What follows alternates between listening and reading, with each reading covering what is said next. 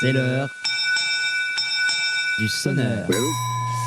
Et oui, vous l'avez peut-être suivi la semaine dernière, puisque nous rattrapons un petit peu les actualités. Et mercredi, non, c'était un petit peu avant ça, mais mercredi 21 février, mercredi dernier, donc après 2 jours d'audience, la Haute Cour de justice britannique a mis en délibéré sa décision sur le dernier recours de Julian Assange. Vous savez, le journaliste Julian Assange qui avait fait appel d'une décision d'extradition aux États-Unis, où, je le rappelle également, il risque jusqu'à 175 ans de prison pour dit espionnage, donc si cette extradition était approuvée.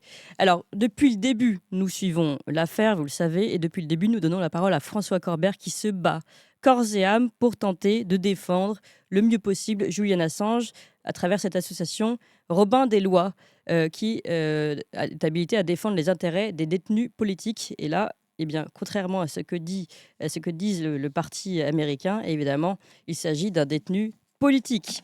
Et nous sommes très heureux d'être avec lui. Bonjour François Corbert. Oui, bonjour Clémence.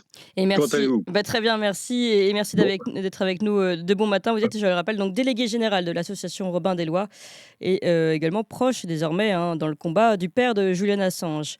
Alors, je voulais vous faire écouter, avant qu'on ne commence cet échange, eh bien, la réaction de Prisca Thévenot, ministre déléguée chargée du renouveau démocratique. Déjà, joli nom, porte-parole du gouvernement et qui répond à la question du journaliste Semil Sanli concernant le sort de Julian Assange et la réaction de la France, ou plutôt la non-réaction de la France. C'était lors de la conférence de presse du 21 février, justement. Écoutez ça.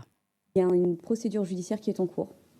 Et donc, nous devons laisser cette procédure judiciaire se faire comme toutes les autres procédures judiciaires. Point. Point. Sur le cas général de M. Assange. Mais je viens de vous le répondre. Donc pour vous, M. Assange qui a révélé des informations cruciales, notamment, on le rappelle, entre autres, sur la guerre en Irak, les crimes de guerre commis par les USA, mais aussi 3 présidents français qui ont été mis sous écoute par les renseignements états-uniens. Tout cela, ça ne rentre pas dans une grille de lecture pour avoir un avis. La seule grille de lecture à avoir, excusez-moi, dans un état de droit, c'est de respecter le temps judiciaire. Et le temps judiciaire est en cours.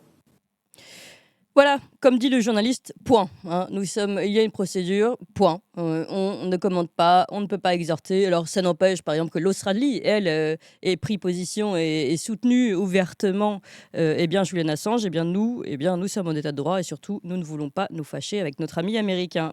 François oui, Corbert. vous savez, Oui. ça rappelle ce matin tristement les lamentables paroles de Jean-Yves Le Drian à l'Assemblée. Je ne sais pas si vous vous rappelez, mais il y a déjà 3-4 ans, nous étions allés, quand je dis nous, c'est Robin des Lois, démarcher Jean Lassalle, Oui. qui est un homme qui nous était apparu comme le père de John Tipton, pour la petite histoire, m'avait demandé d'essayer de former un groupe centriste. Il disait centriste, mais ça voulait dire central. Il fallait surtout pas que les députés soient de droite ou de gauche Il ne fallait pas qu'il spécialement. soit marqué particulièrement. Voilà, il fallait que ce soit complètement transversal. Oui. Et il nous était apparu que Lassalle avait un côté gaullien. Oui. Et il a posé une question orale à l'Assemblée, qui a lancé ensuite des propositions de résolution. Enfin, ça a eu un certain impact en France. C'est très difficile d'arriver à remuer l'opinion. Et c'était posé bien sûr à Éric Dupond-Moretti, qui courageusement s'est barré, il n'y a pas d'autre mot, avant la question de Jean Lassalle. Et c'est Jean-Yves Le Drian qui a déplié un petit papier. L'interview, l'intervention se trouve sur le site de Robin des Lois. Vous pourrez voir la vidéo. Ça restera, à mon avis, à vie triste, ce petit homme fripé qui déplie son petit papier pour expliquer que l'état de droit doit prévaloir. Ça, ce qui est évidemment le discours officiel, mais qui est scandaleux quand on est d'un pays comme la France, qui devrait être aux avant-postes de cette défense pour Assange. Il y a d'autres pays qui l'ont fait. Enfin, ça serait très important on ne peut pas tous les lister, mais la France aurait dû avoir un rôle majeur. Nous appelons, quand je dis nous, c'est pas seulement Robin des Lois, c'est Robin des Lois est membre du comité de soutien Assange pour la France. On est une 40aine d'associations, de syndicats de journalistes, un certain nombre de gens qui bougent, anticorps, qui ont co-signé ce qu'on appelle l'appel de Paris. Donc nous réclamons depuis l'incarcération de Julian Assange, il y a 4 ans, que le président de la République propose l'asile de la France. C'est encore possible. Symboliquement, ça aurait un impact énorme sur ce qui se passe actuellement en Angleterre, puisque d'autres pays l'ont proposé, mais Assange a des liens avec la France. Il y a vécu, il y a un fils. Et tout ça fait que la France serait admirablement placée pour envoyer ce signal. Bien entendu, quand je lance cette option, tout le monde me dit mais il ne fera jamais rien à cause des Américains. Bon, Eh oui. sans doute. Je rappelle simplement qu'il a proposé l'asile à Navalny quand celui-ci se trouvait dans le coma à Berlin. Navalny avait fait répondre son entourage qu'il préférait rentrer mener le combat en Russie. Merci, Monsieur le Président. Mais ça ne lui coûtait pas cher d'offrir l'asile à Navalny parce qu'il savait très bien que ce serait refusé et que Poutine ne lui en voudrait pas.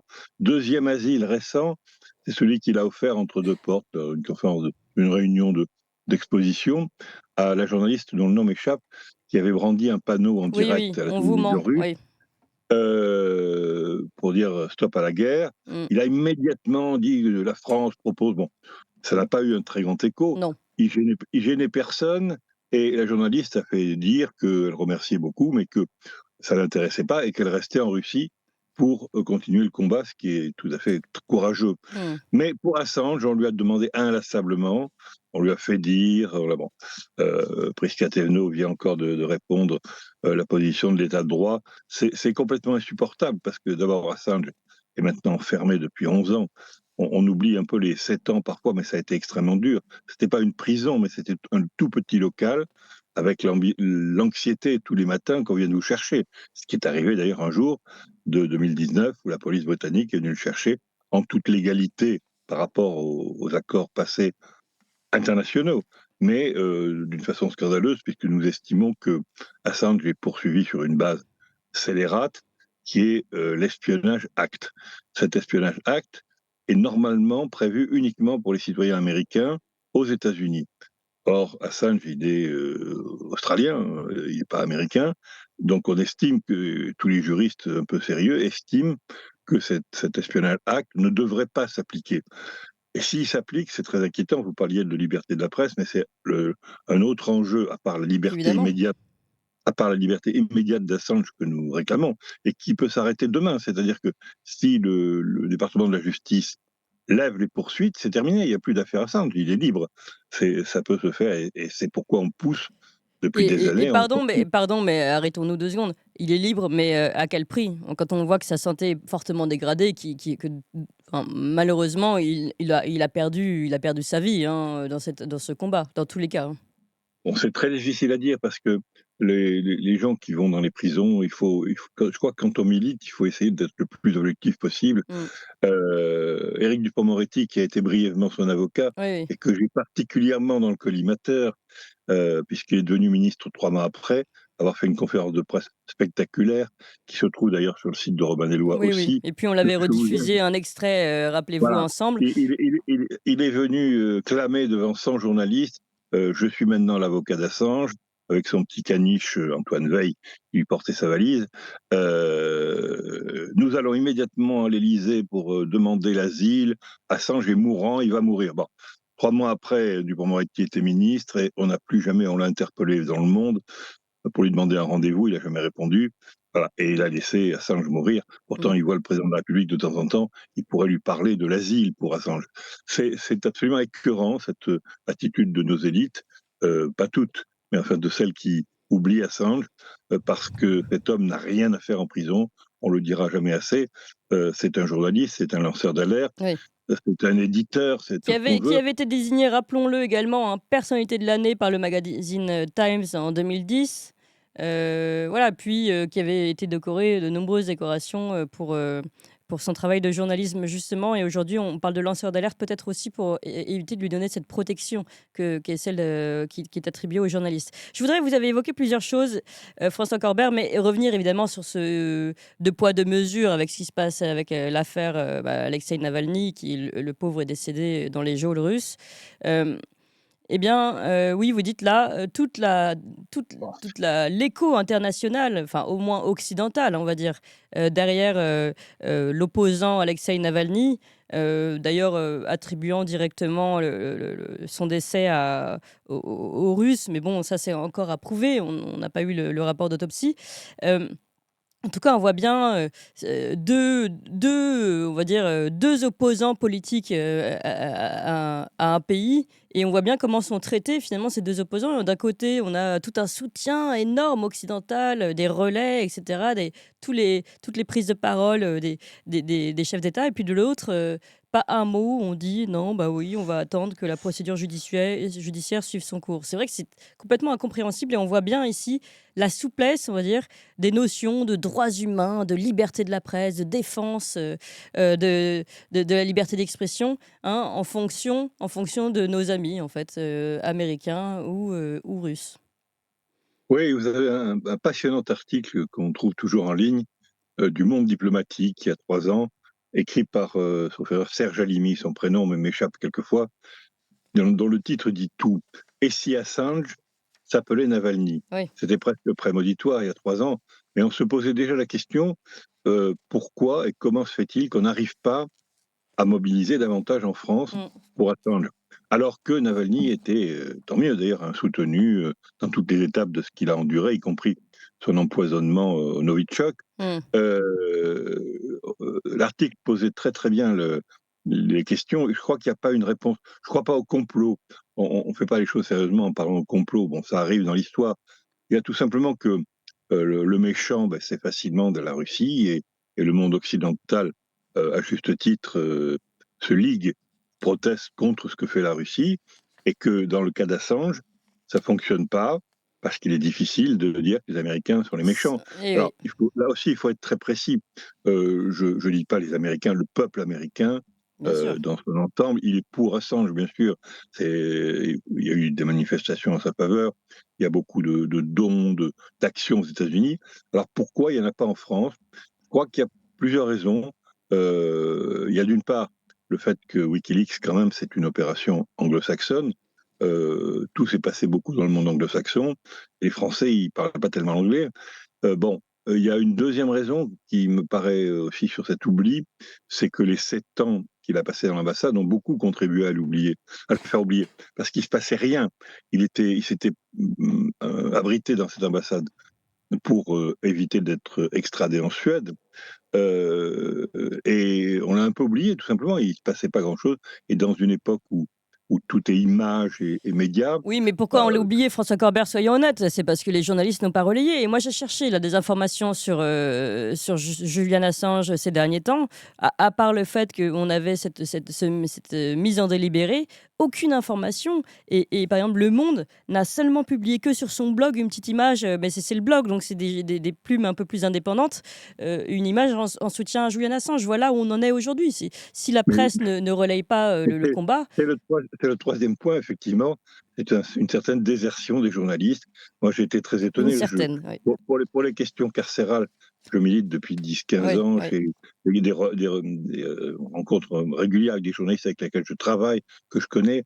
Et l'un d'eux, que j'aime beaucoup, m'a dit: «Oh, mais qu'est-ce que tu t'embêtes avec cette histoire à Sainte? C'est une vieille histoire.» Mais c'est quand même ce sentiment-là, Mm. et pourtant c'est un très bon, l'air de dire: «Bon, ben, c'est une vieille histoire.» Je dis: «Attends, il est en prison, il est en train de crever. Si on l'extrade aux États-Unis, ce sera Oui, et puis rappelons tout de gravissime même parce qu'il que a fait des révélations sur l'espionnage américain de nos présidents de la République, hein, c'est pas rien. Donc on a voilà, presque une dette envers lui, mais visiblement ça voilà, ne. mais je crois pas qu'il y a un facteur. Je viens de vous expliquer un peu Oui, tout ce oui, qui peut jouer. oui. Il y a le fait qu'en France, on est moins. Moi, quelquefois dans la rue, je m'amuse à tester. Bon, je fais une petite étude. Wikileaks, ça vous dit quelque chose? Ah oui, bon, vaguement. Bon. Et puis une autre personne, Assange. Ah oui, mais parce que les médias n'en parlent Bah pas, tout oui, simplement. évidemment. Et les médias n'en parlent pas. Alors pourquoi? Je ne crois pas qu'il y ait un complot des journalistes. Non, c'est pas un Bon, complot. d'abord, ils en parlent, mais c'est pas relayé en gros. Tous les syndicats de journalistes ont signé récemment encore. Simplement, il n'y a pas moyen de faire monter le sujet en une ou 20 heures. Mm. C'est absolument. Et pour rendre compte du procès, Alors je le que le pense. sujet Navalny est monté lui en une, c'est pour ça, on remonte encore Voilà. la différence des traitements. Alors, il y a peut-être une certaine mauvaise conscience des journalistes, parce que pendant des années, ils en ont pas parlé, donc Oui, y revenir brutalement, c'est pas évident. Peut-être aussi, et c'était quand même le but, parce que ouais, les Américains, alors je n'ai rien, je suis pas un fanatique anti-américain. ouais, ouais. Quand ils font des choses bien, je les aime bien. Mais sur cette histoire, c'est honteux. Et s'ils parviennent à extrader Assange, ça restera comme une tâche. Alors, je voudrais justement, allez, on arrive à la fin, François Corbert. Vous en pensez quoi, la mise en délibéré, c'est plutôt une bonne Oui, nouvelle ou pas? Oui. je dis on, quand on dit on, c'est toute cette Rapidement, équipe oui. autour du comité de soutien. On était au téléphone, moi j'étais à la République avec environ 2000 personnes. Il y avait ce jour-là, le 20, des manifestations à la même heure dans le monde entier pour Mmh. montrer qu'Assange Oui, était oui, tout à soutenu. fait. Oui. Et on était en liaison avec Londres. Et la première tonalité, c'était que les juges ont écouté, ont posé des questions, qu'ils n'avaient pas l'air Oui. comme les juges de la première fois, avec des idées toutes faites, voire des Oui. remarques désagréables. Oui. Ils ont beaucoup écouté. Ça a duré 2 jours. Et donc, c'est capital parce qu'il s'agit, on le saura sans doute le 5 mars, c'est pas encore certain, ils attendent des documents en retour, mais ça sera sans doute le 5 mars, qui vont dire si Assange peut faire appel ou pas. Parce que c'est une juridiction, c'est assez On en compliqué. est qu'à là. C'est Hein. une On en est qu'à la fait d'avoir le droit de faire appel. Ce sera même pas là. parce que la justice anglaise est assez complexe, même Oui. pour un jury. Donc, il s'agit de savoir, de décider s'il a le droit ou pas de faire appel. Mmh. Et sur quel point. Mais Et pour cette comprendre. mise en délibéré, pour vous, c'est plutôt une bonne nouvelle, ça veut dire qu'ils prennent le temps. Oui, enfin, en même temps, faut pas non plus.